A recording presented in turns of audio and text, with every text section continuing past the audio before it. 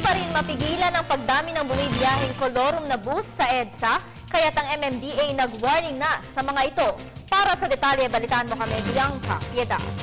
Tuloy ang paghahanap ng solusyon ng Metropolitan Manila Development Authority sa problema sa trapiko sa Metro Manila, lalo na sa pangunahing mga lansangan tulad ng kahabaan ng Epifanio de los Santos Avenue o EDSA.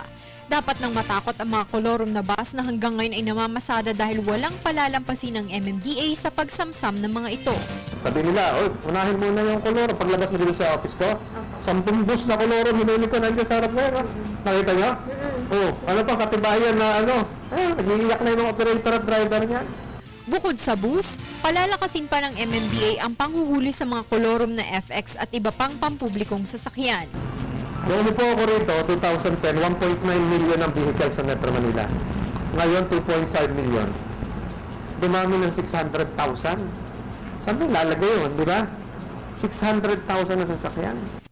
Na naman ng mga motorista ang panghuhuli sa mga kolorum na PUVs dahil makakatulong nila ito upang lumuwag ang daloy ng trapiko. Actually, na problema natin yung maraming kolorum na buses, mga taxi. Sana yun ang bigyan ng unang attention at saka yung mga illegal parking na nagaganap sa mga daan natin.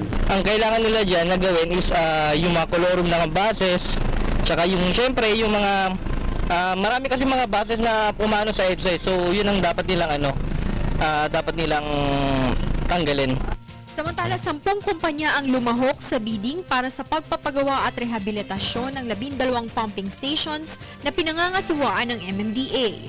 Ayon kay MMDA Assistant General Manager for Operations Emerson Carlos, naglabas na ang gobyerno ng pondo para sa proyekto na nagkakahalaga ng 1.6 billion pesos na gagamitin para sa pagpapagawa ng 12 sa 51 major at minor pumping stations. Bahagi umano ng repair at rehabilitasyon ang pagpapalit ng antiquated diesel pumps na may electric-driven pumps na gaya ng ginagamit sa ibang bansa. Mapapabilis ang pumping capability lalo na kung malakas ang ulan. Maliban sa pagpapabuti ng pumping capacity, papalitan na rin ng MMDA ang kanilang diesel pumping machines dahil gumagastos ang ahensya ng nasa 50 milyong piso kada taon para lang tustusan ang kailangan na krudo ng 22 major pumping stations sa buong Metro Manila. Para sa Telebisyon ng Bayan, Bianca Piedad.